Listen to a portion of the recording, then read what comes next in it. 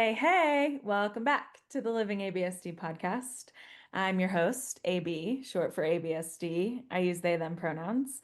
And I'm so excited today to have this sweet human who I am just getting to know and I've only met one other time in real life that I just really enjoy the work that you do, Basil, and was really inspired by the way that you hold space and how you're passions with nature and queerness get to come together. And I'm just excited to have you in this space today and hear about your perspective and the journey that's brought you to where you are now and to shine light on you as an individual. So I'd love to give you space to introduce yourself and then I'll ground us in and we'll get started.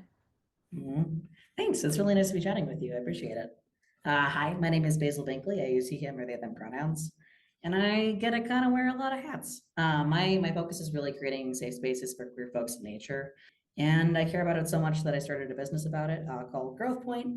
And yeah, I just do my best to make sure people have got a space. There's a lot of historic barriers between our community and the outdoors. I think that everyone deserves access to the outdoors. I think it's a fundamental human right. Um, and I think that whether it's lacking safety in the outdoors, whether it's lacking experience, or like family members who can connect you to the resources you might need to get outdoors, or if it's just the weird rhetoric we get a lot of nowadays about queerness being unnatural, which is hot malarkey, by the way, that it's really, really important for us to have groups that can go out together so we can kind of ground in the space together. It can help lower cortisol levels, help people feel more connected. So yeah, and honestly, over the last year and the last couple of years, it's been such an honor to be able to provide a safe landing space for people who are moving here from out of state. So yeah, I don't know. What do you want to know for an introduction, I guess? That was awesome. Oh, great. Okay. Yeah, um, if there's more that you want to add, please feel free. But I feel like that was such a great introduction. Thanks. I appreciate it. Beautiful. Well, I would love to ground us in and take three deep breaths together. And I invite you, as the audience, if you're listening, to breathe with us. The invitation is to close your eyes, but if you're driving, don't close your eyes. All right, cool. Let's breathe.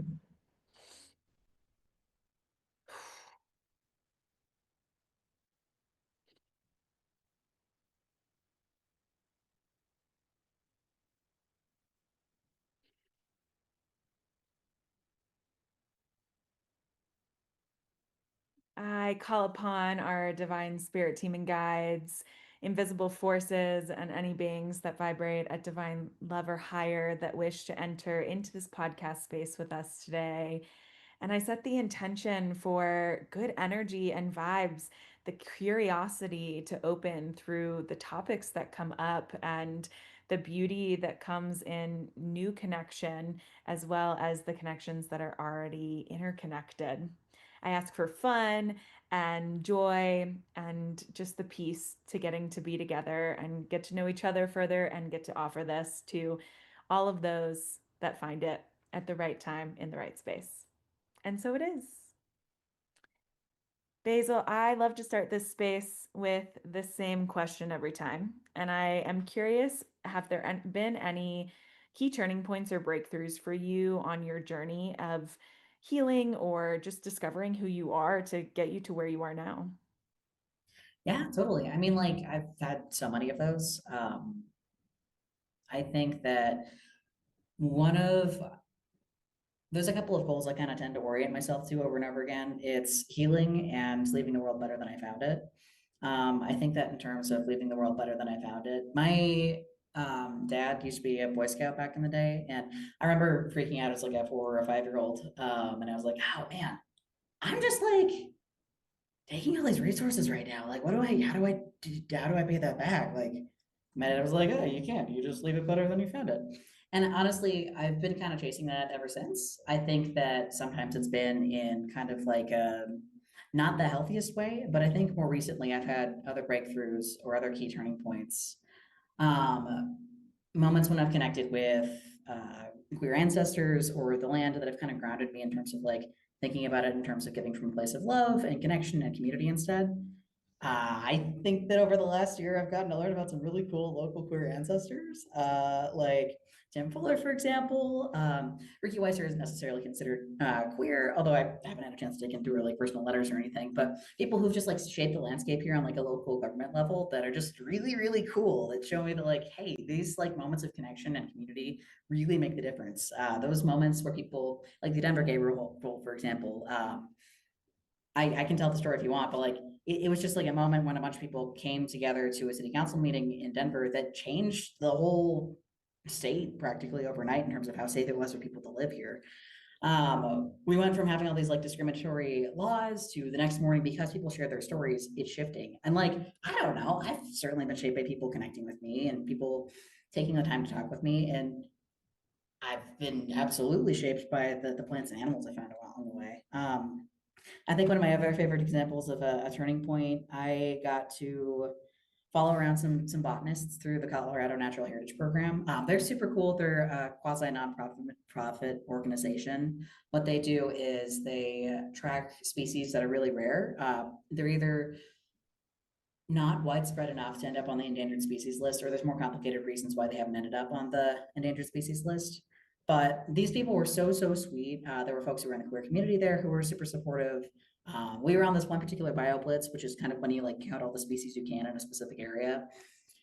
And it was maybe lunchtime. Everyone was getting fried. I had been asking nonstop questions all morning. They had not like slowed down or anything. They were still answering everything, which I was super grateful for. But I was like trying to ease off a little bit. And then we got this like really weird, stagnant, gross pond. It was in the middle of Aspen, so it's not exactly like a pristine location or anything. It was nice, but like it's still like a muddy pond somewhere.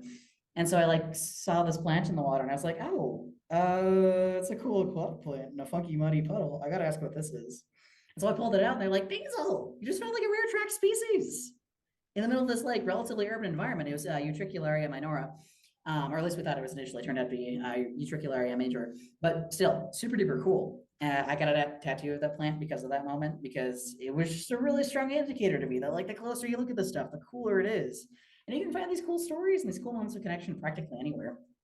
Mm, I to think about the connection and relationship to get to go into nature with botanists and to be able to ask all of your questions and just be supported in this environment and then to find cool rare species and like learn about them and get to have communication because we can talk to the plants and the plants will talk to us and tell us all the cool things that they have to offer and just to be able to have that as this like strike of passion inside of your life and being. How cool.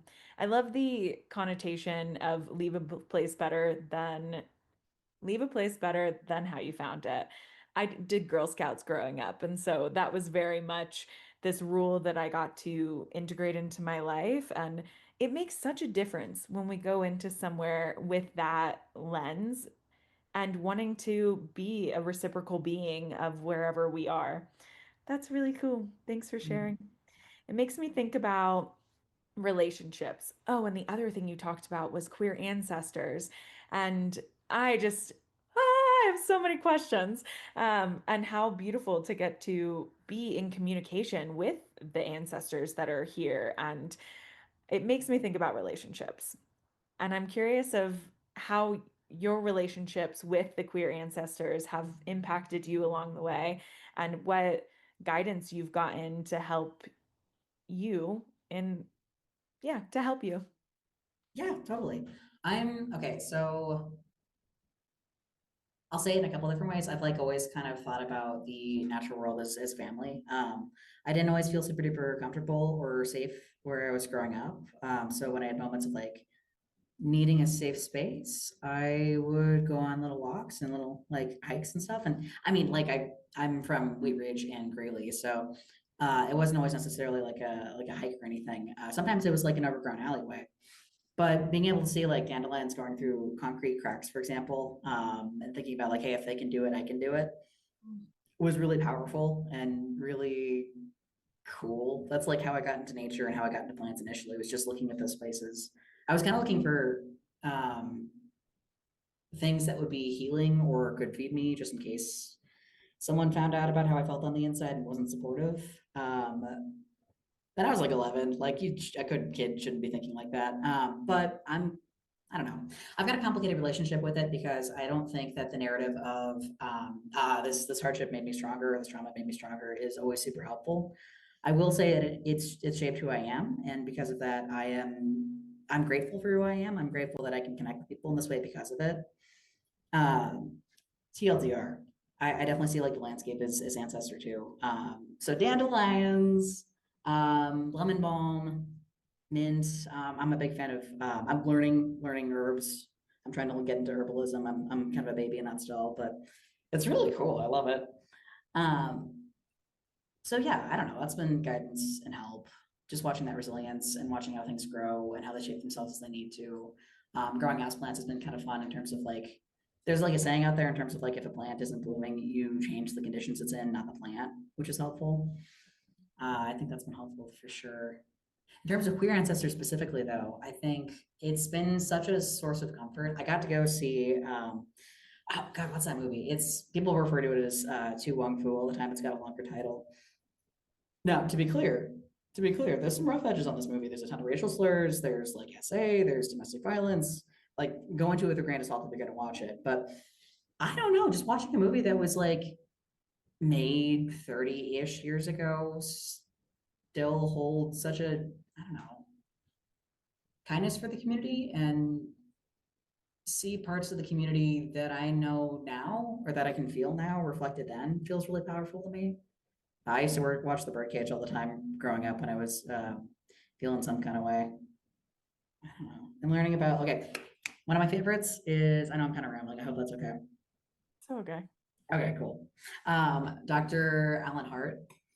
He's one of my favorites. He's a really cool trans man from like the turn of the century, give or take. He was the first trans man in the US to have a hysterectomy. And he was a doctor, and he was a really cool doctor. So he saved like millions of lives because of his tuberculosis work. He treated it with helicare, which is awesome because tuberculosis was like super stigmatized back in the day. Um, and because of the techniques he developed, he was able to push things forward quite a bit. The thing is, he kept getting outed around the country, so he kept having to move states. But he always kept popping back. He always kept popping back up, which I really respect. And so it's another one of those, if they can do it, I can do it kind of perspectives. Mm. We can't be what we can't see. And so being able to have these examples to look to, and I can do that too. I can continue to grow into those spaces and to show up and inspire. And the idea of don't change the plant, change the conditions. If we just applied that to people, and we're able to give people the different conditions to support what that human needed to meet that person where they are. And even to think about little baby Basil just walking around through the alleyways and connecting with the dandelions growing through the cracks and the beauty that is around, and like getting to return back to yourself of like the conditions and getting the way that you've gotten to open up to creating your own conditions now that hold you. And whether that's the landscape or lemon balm or everything in between, that is just, it's really special to see how that has always been interwoven into your life. And now you get to help bring other people into into that beauty of connecting with nature and connecting with yourself and the ancestors and just all of the beings that are around us constantly. So cool. As you have learned about yourself and moved through all of the different parts that have brought you here, I'm curious of how your definition of strength has changed since you've embarked on your journey. Yeah, totally. First thing, you are a really good facilitator. I appreciate how you're doing this like topic exchange. It was Thank you. very smooth. Yeah, totally. I think I used to see strength in terms of like pushing through difficulty or physical pain or emotional pain and just continuing on regardless. That's like kind of a something I would repeat to myself oftentimes when I was growing up and I was kind of struggling. It's like I will never give up. I am never going to give up. I think that as I've entered into a space where I can kind of be myself and let myself expand into the shape I need to be, it's shifted a lot more into being authentic and creating space for myself. That can look like making sure I'm taking time to Mm, rest. Um, that can look like making sure I've got the food I need. That can look like saying no to things. Oftentimes recently, it's looked like continuing to be who I am and live in a way that feels as true to me as I possibly can be in the moment, regardless of what external pressures may be present. I mhm, think that's really valuable. I think a lot of people might feel inclined to do what I have been doing in terms of like pushing through to their own detriment. But I think that there's so much strength in not doing that. I also think that I have always seen slash will always see kindness as strength.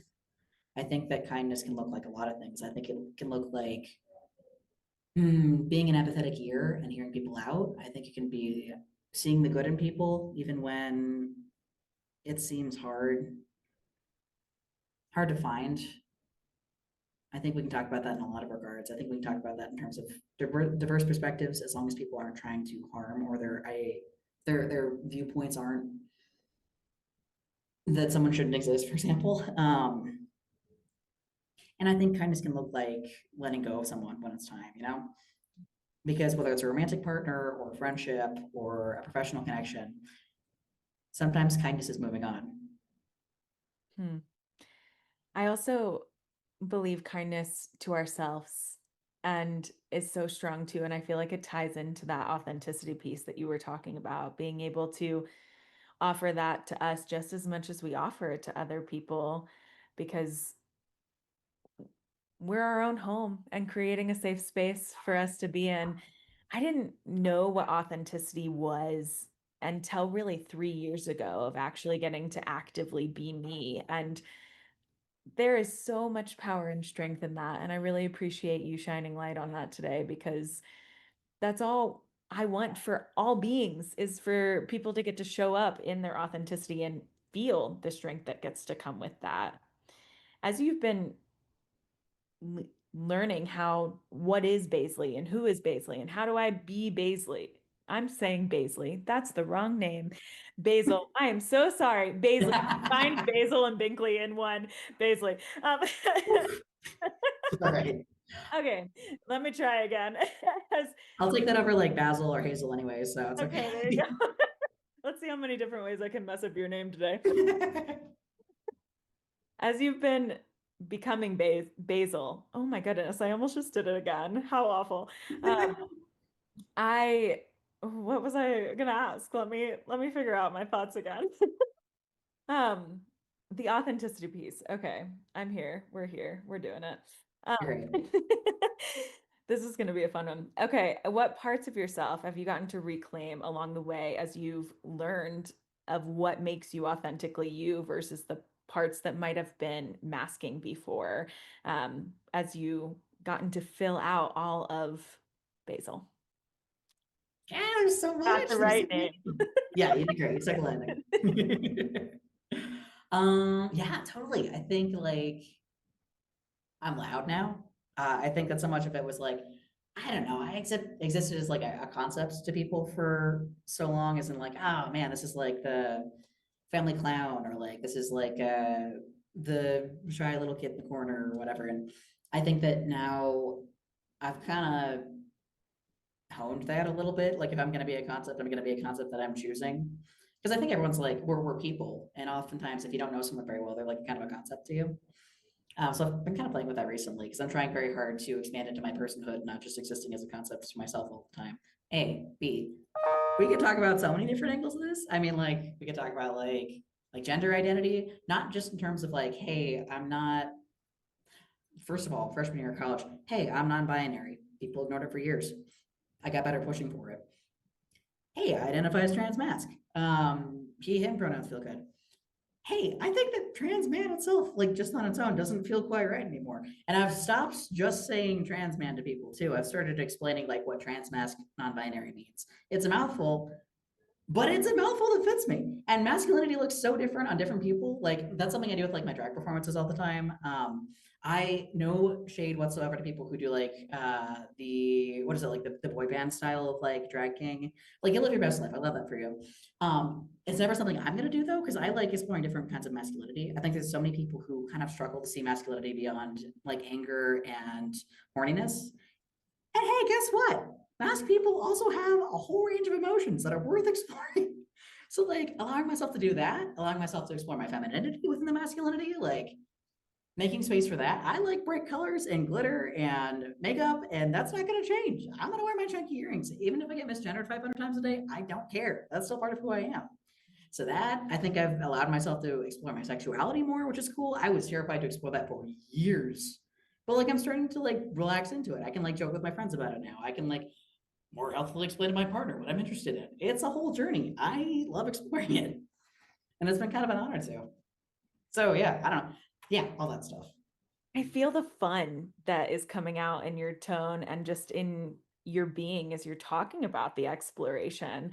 And the exploring is meant to be fun and finding the things that do fit you. And yeah, it might be a mouthful, but that's you. And getting to like use that as like, this label feels really good to me. And the thing that I'm learning about gender is it's not stagnant. It gets to Mhm. be fluid and flexible with you and the changing parts and as you explore into these other sections. And I love that you brought up drag and the way that you explore in drag. And it feels like ways that you have gotten to really reclaim parts of yourself as you have been exploring in that avenue. And I'm curious of with do you call yourself drag king?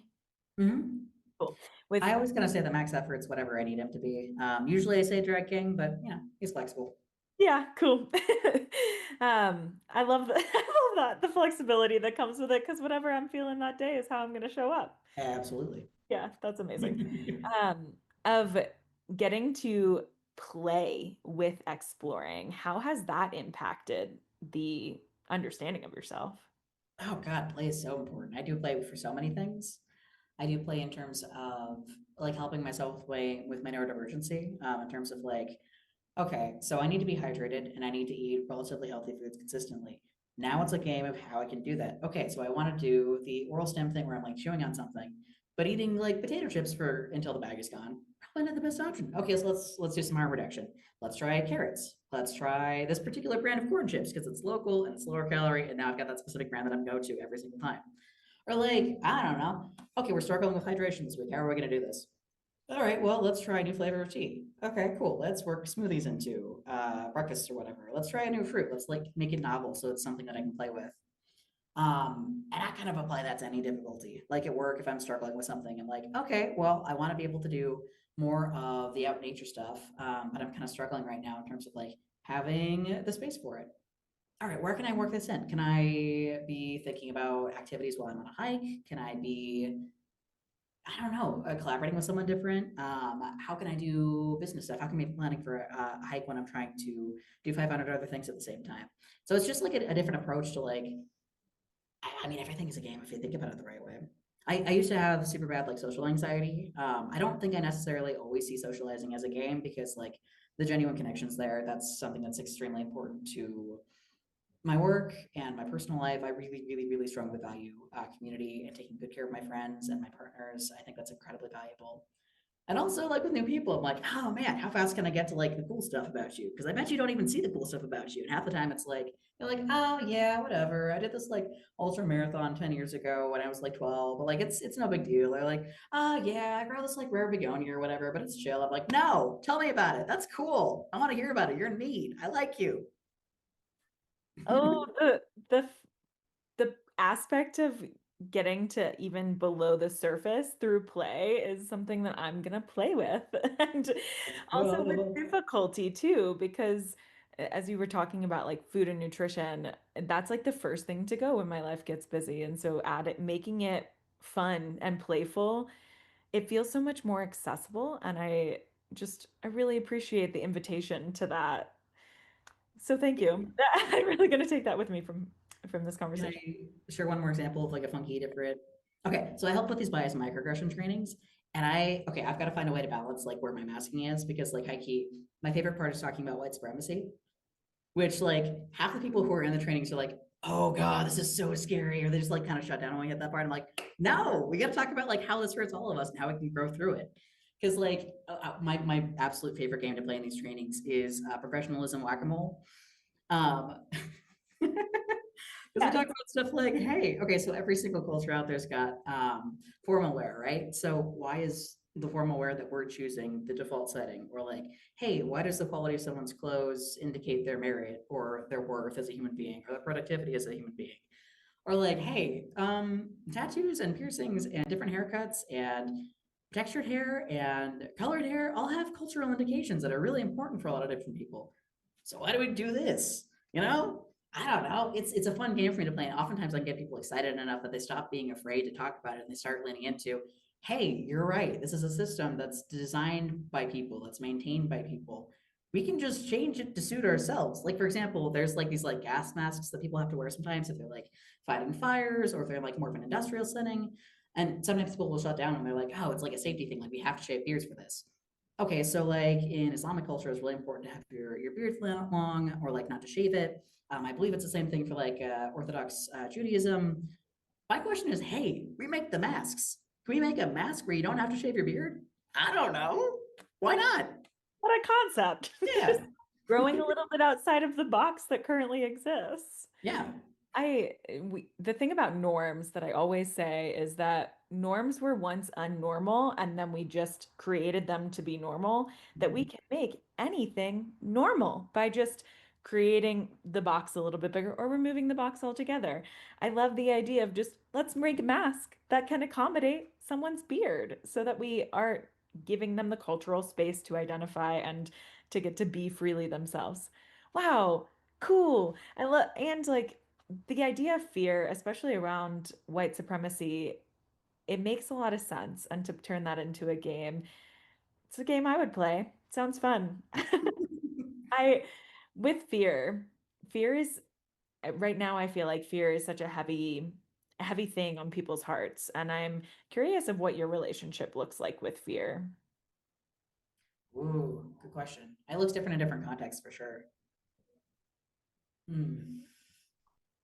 I think that there's an awful lot of my life that is the way it is because I do the whole queer audacity thing, slash, like maybe it's just like the ADHD impulsivity thing of fuck it, let's find out. Am I allowed to swear, by the way? For sure. Great, fuck it, let's find out. Um, I like spoke at my very first professional conference like 6 months after starting in a place, and I hadn't even like started fully doing the program I wanted to talk about. Like I hadn't started out nature fully. Like we've done a couple programs, but like none had been super successful yet. But I was like, I want to go to this conference, and I know this stuff matters, and I know it's gonna matter. Let's just do it. Let's just find out. Or like, I don't know. Like I've never started a business before. Fuck it, let's find out. There's never gonna be a better moment for it. Let's just go for it. Or like, hey, I think that person's cute. I'm gonna ask them out or tell them that I think they're cute. The worst they say is no, and a no is a gift. Let's go. Okay, awesome. I think it's like that oftentimes. I think that there's also areas in my life where it can be kind of sneaky. There's definitely some stuff I haven't fully healed through yet. Like I am absolutely terrified of hurting people, which is hard. That's something I'm learning to grow through right now because that's kind of inherent to being in a relationship with someone is you're gonna cause harm, whether you mean to or not by stepping on someone's foot or running 10 minutes late, or maybe you responded to something but not fully because you didn't have capacity at the moment. You weren't trying to hurt them, but it's still impactful. So I'm learning how to accept that, and it's a good thing, and it's really hard, but that's okay because that's part of the growing thing. So if I'm here to heal and grow and leave the world in a better place than I found it, then that's part of it. And it's a gift to be able to do it. It's a gift to be able to learn. I love it. I mean, it's scary as fuck, but I love it. I love the mentality that's behind that. And it sounds like you're friends with your fear, and our fear can be a guidepost for us in our lives if we allow it to. And I always say fuck around and find out, and I love the way that you phrased it. It just feels like it flows so well in sentence. And it's to be able to say, I'm gonna go and I'm gonna try and see what happens, despite the fear, despite the unknowing, despite what's happening inside of my body, and just fuck around and find out. Like let's do it. I And then to get to step back and implement it into your relationships and get to grow through the fear simultaneously with the beauty that comes with that and the gift of all of the pieces and the no that comes with it sometimes. It's just I really appreciate that. I really appreciate it. And fear is not meant to stifle us. It's meant to help us know where we're headed and what's important to us and what's not, and where the anxiety is stuck in our body so that we can actually look at it versus just ignore it completely. And yeah, it's beautiful to see how you've interacted with fear and how it's led you to some cool places and moving forward on those inspirations despite the unknowing. Hmm. Thank you. It's taken a long time to get there, but I'm proud of it. Yeah, cool. I'm proud of you for it. It's huge. And you inspire other people by doing it and Aw. by continuing to show up to that. And I'm inspired. I would love to hear about your setbacks and challenges and those moments of how what they've taught you. Yeah, totally. So I'm currently in the process of playing games with my tendency to overcommit, because that's kind of been a consistent one, and that's been kind of a hard one for me. I think that's part of it. I think the other thing I tend to run into, all right, so I'm a temporary staff member for where I work. I've been back several years for this particular position because I care about the work I do. I love it so freaking much. And it comes with its own drawbacks. Like there's issues with like funding, for example, in terms of like getting the program that I care so much about, like long-term funded. That can be an issue for sure. Um, but I've got a really cool team that's working with me, and we're kind of working on figuring out how to approach that together in terms of like maybe we can write a grant, or hey, let's figure out how we can talk this up to people so that there's like more of a chance of this happening long term. There are things that I'm doing to take care of myself. And I think that this is one of the spots where my old understanding of strength may come into play a little bit in terms of I am going to keep doing what I am doing because I know it's the right thing for me and I know it is good for the community until I can't anymore. So I'm going to keep pushing through. I think that it can look like getting kind of creative in terms of your sourcing. It can look like grassroots movement type stuff. It can look like making new connections with folks and working with different partners. It can look like teaming up with folks. It's it's still a gift in its own way, but it's definitely difficult.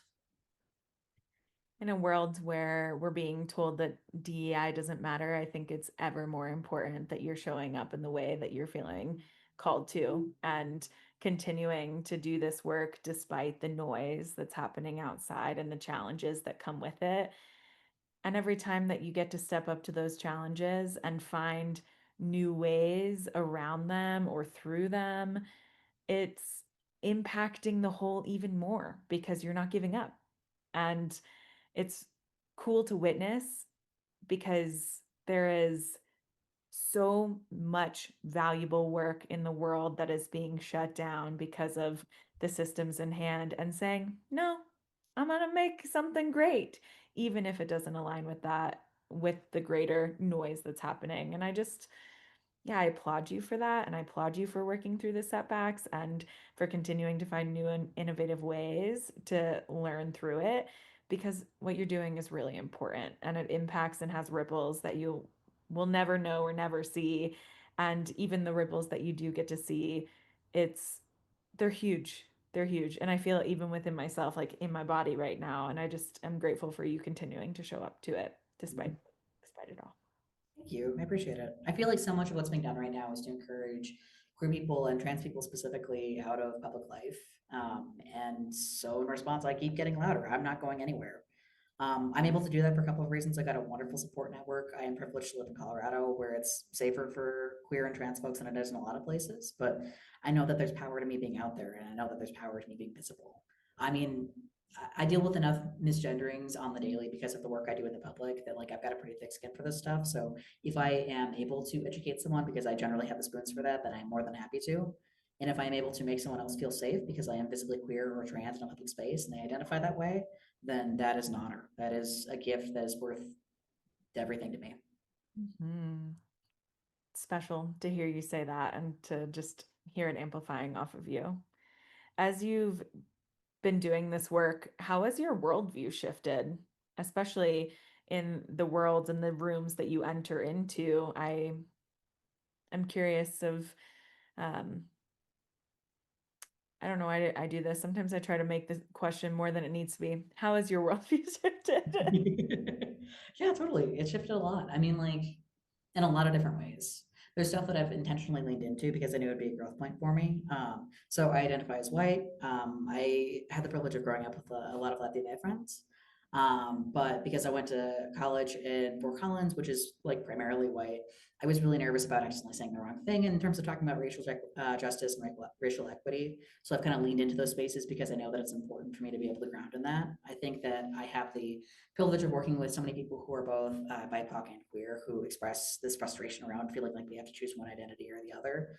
Whereas, like, as far as I'm concerned, no one should ever have to choose that. That's not okay. People are people in their full wholeness. To be only able to express one facet or seen as one facet is doing a disservice to the person as a whole.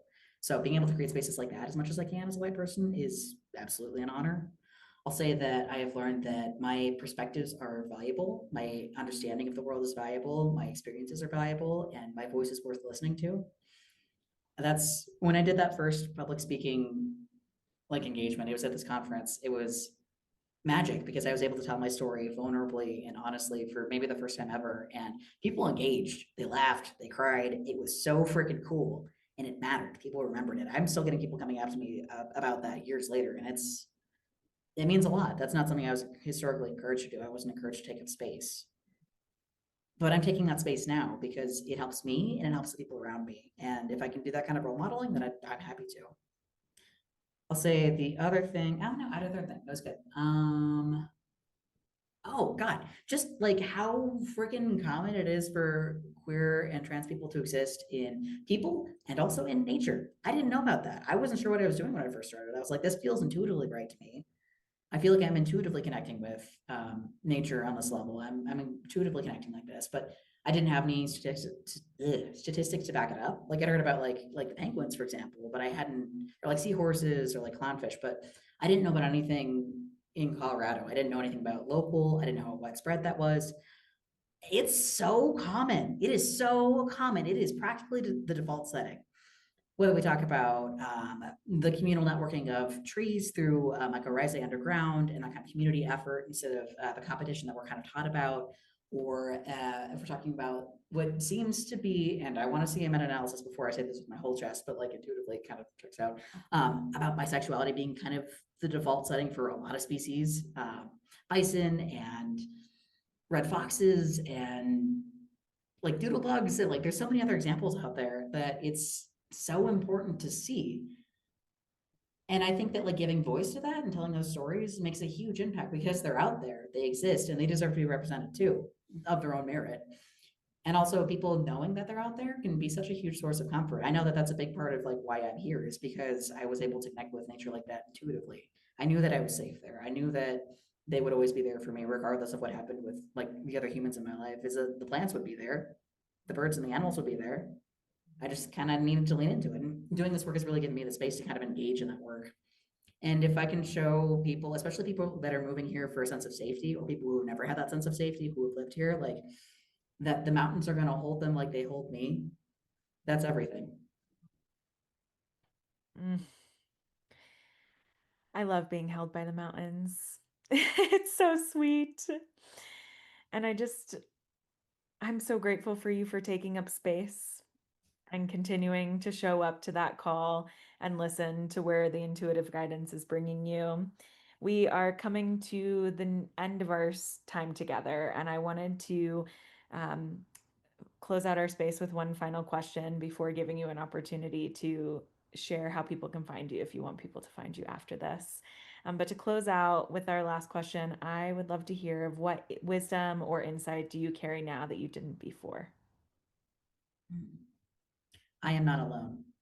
Mm. I will never be alone. Hmm. And not, no one out there really is. That's a great reminder. And especially when we are able to, I always say go hug a tree if you feel alone, or like go sit just in a field of flowers. Like they're the aliveness of the earth. It's so animate, and to be able to know that the support is all around us, whether or not in physical human form you are feeling lonely or alone or left out. The trees are always going to be there. And same with the birds and the bees. Hmm. Mhm. Before we close out, if you want people to find you after this, where can people find you? Yeah, totally. So, there's a couple options. I think that the easiest way for folks to find me is probably through my website.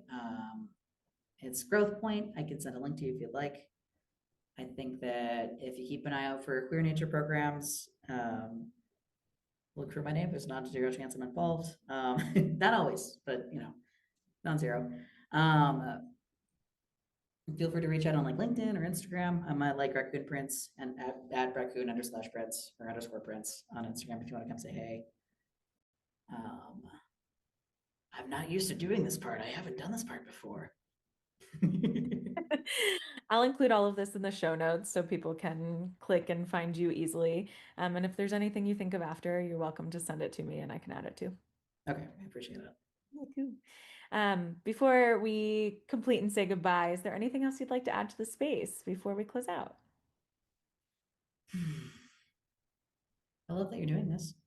Thank Thanks, you. I appreciate it. I think that if people want other cool spots to check out information like this, I tend to uplift breeding sweetgrass. If there's anyone in the space who hasn't read it yet, Robin Wall Kimmerer does a fantastic job of talking about some really cool ethnobotanical indigenous perspective. I think that History is Gay as a podcast is a really great spot to start learning about some like queer and trans ancestors. And I think Queer Ducks is a really great entry point into talking about queer ecology. But yeah, do some reading and keep telling those stories because genuinely, whether it's queer history or queer ecology, if we don't tell these stories, they kind of tend to disappear. So it's our responsibility to make sure we're uplifting our more than human and human ancestors, and it's important for our living relatives too. They need us. Mhm.